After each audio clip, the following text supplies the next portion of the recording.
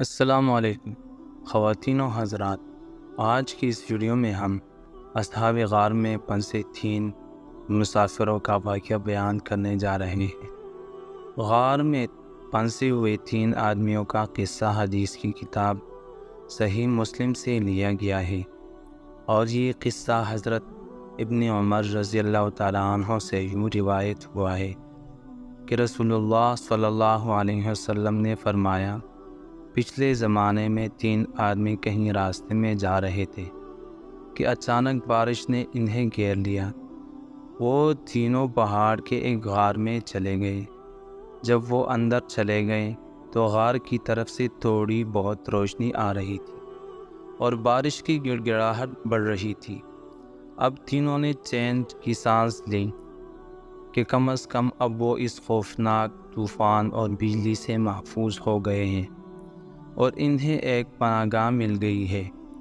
پہاڑ کے دانے کی طرف سے پتھروں کی آواز آئی۔ ایسا لگا کہ کچھ چٹان دھڑک رہا ہے۔ ایک بڑا چٹان غار کے منہ کے آگے آ کر رکا اور غار کا منہ بند ہو گیا۔ اب تینوں آپس میں کہنے لگے کہ اللہ کی قسم، تمہیں اس مصیبت سے اب تو صرف سچائی ہی نجات دلا سکتی ہے۔ بہتر یہ ہے کہ اب ہر شخص اپنے کسی ایسے عمل کو بیان کر کے دعا کرے جس کے بارے میں اسے یقین ہو کہ وہ عمل اس نے خالص اللہ تعالیٰ کی رضامندی کے لیے کیا تھا۔ لہٰذا ان میں سے ایک نے اس طرح دعا کی، اے اللہ، تجھے خوب معلوم ہے کہ میں نے ایک مزدور رکھا تھا جس نے ایک فرق یعنی 3 سال چاول کی اجرت پر میرا کام کیا، لیکن وہ شخص کسی وجہ سے غصے میں آ کر چلا گیا اور اپنے چاول چھوڑ گیا۔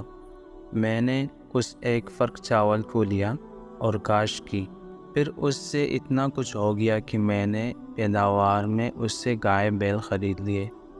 بہت دن بعد وہ شخص مجھ سے اپنی مزدوری مانگنے آیا۔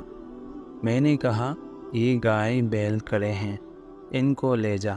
اس نے کہا، میں نے تو صرف ایک فرق کی چاول تم پر ہونا چاہیے تھا۔ میں نے کہا، ان سب گائے بیل کو لے جا، کیونکہ یہ اسی ایک فرق کی آمدنی ہے۔ وہ گئے، بیل لے کر چلا گیا۔ اے اللہ، اگر یہ ایمانداری میں نے صرف تیرے ڈر سے کی تھی تو غار کا منہ کھول دے۔ لہٰذا اسی وقت وہ پتھر کچھ ہٹ گیا۔ پھر اسی طرح دوسرے نے اس طرح دعا کی کہ اے اللہ، تجھے خوب معلوم ہے کہ میرے ماں باپ جب بوڑھے ہو گئے تو میں ان کی خدمت میں روزانہ رات میں اپنی بکریوں کا دودھ لا کر پلایا کرتا تھا۔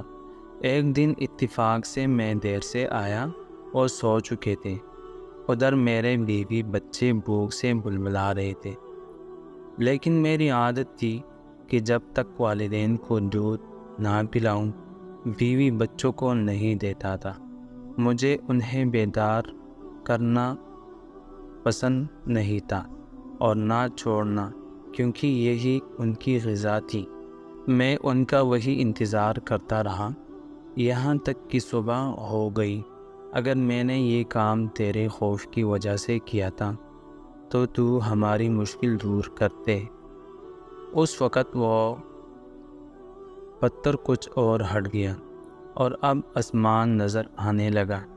پھر تیسرے نے اس طرح دعا کی، اے اللہ، میری ایک چچا زاد بہن تھی جو مجھے سب سے زیادہ محبوب تھی۔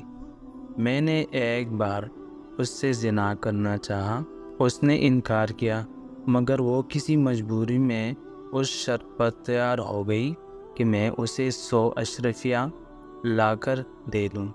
میں نے یہ رقم حاصل کرنے کے لیے کوشش کی، آخر کار مجھے مل گئی تو میں اس کے پاس آیا اور وہ رقم اس کے حوالے کر دی۔ اس نے مجھے اپنے نفس پر قدرت دے دی۔ جب اس کے دونوں پاؤں کے درمیان بیٹھ گیا تو اس نے کہا، اللہ سے ڈر اور مہر کو بغیر حق کے نہ توڑ۔ میں کھڑا ہو گیا اور 100 اشرفیہ بھی واپس نہیں لی۔ اگر میں نے یہ عمل تیرے خوف کی وجہ سے کیا تھا تو تو ہماری مشکل آسان کر دے۔ ان تینوں نے ہاتھ بلند کی اور دعا کی کہ اے اللہ، اگر ہم نے یہ کام تیری رضامندی کے لیے کیا ہے تو تو ہمیں اس مشکل سے نجات دلا سکتا ہے۔ اور اس چٹان کو غار کے دانے سے ہٹاتے اچانک اللہ کی قدرت سے وہ چٹان غار کے دانے سے کھسکنے لگی اور راستہ بن گیا۔ اللہ تعالیٰ نے ان کی مشکل دور کر دی اور وہ تینوں باہر نکل آئے۔ انہوں نے اللہ کا شکر ادا کیا اور صحیح سلامت اپنی اپنی بستیوں کی طرف روانہ ہو گئے۔